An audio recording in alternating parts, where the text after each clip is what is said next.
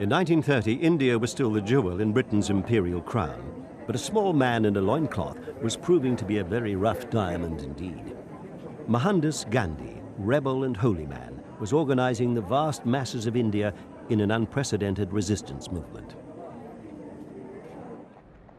There was no hint of it early on when, after a privileged life in India, Gandhi had studied law in Victorian London. Serving as a correspondent in the Boer War would help change his life. He gave up a wealthy law practice to work in South Africa for £1 a week, fighting discrimination against Asians. Here he developed the tactic of passive resistance that 20 years later he would exploit so brilliantly in India. For back in his homeland, he soon became a national figure of almost mythic authority. He abandoned European dress and identified himself with India's poor. He also took on the British Raj itself, demanding freedom for India's teeming masses. But now, in 1930, those masses were being mobilized.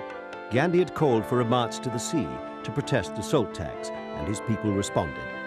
They set out from every corner of India, simple peasants and fierce tribesmen, from the river plains and from the towering mountain country.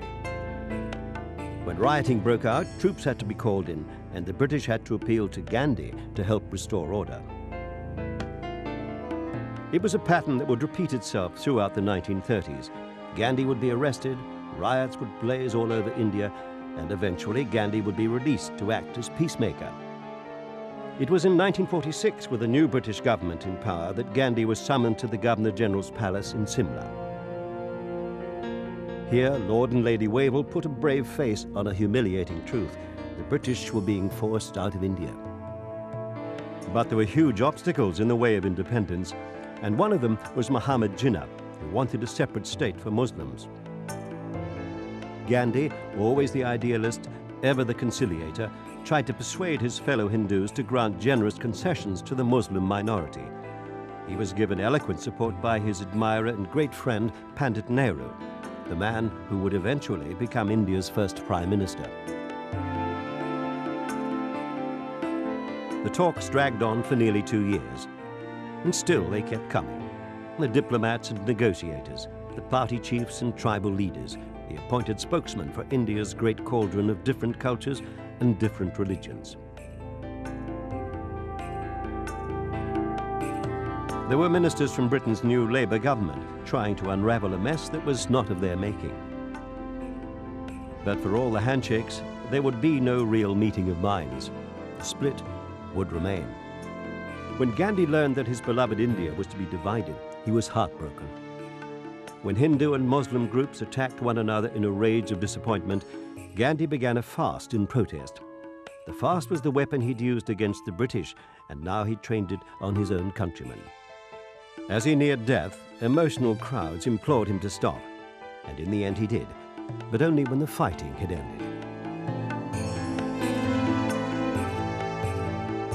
It would be the last heroic act in the life of the man they called Mahatma, the Great Soul. In January 1948, even as India was being reborn as an independent nation, he was assassinated by a Hindu fanatic who blamed him for the country's partition. Now the Mahatma's countrymen in their grieving millions, Hindus and Muslims, Sikhs and Parsis, were bound together by the enormity of their common loss. A great spirit had moved on. They took the ashes from his funeral pyre and scattered them on the holy river Mother Ganges.